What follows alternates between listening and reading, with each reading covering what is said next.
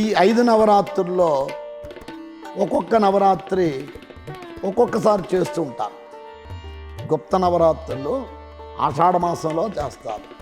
అక్కడ కూడా 9 రోజులు 9 దేవతల్ని అమ్మవారిని 9 రూపాయలుగా భావన చేసి పూజిస్తారు. వసంత నవరాత్రులు ఉన్నాయి, మార్చి ఏప్రిల్ నెలలో చేస్తారు. మార్చి ఏప్రిల్ నెలలో ఈ 2 నెలల్లో ఏదో ఒక నెలలో వసంత నవరాత్రులు వస్తాయి.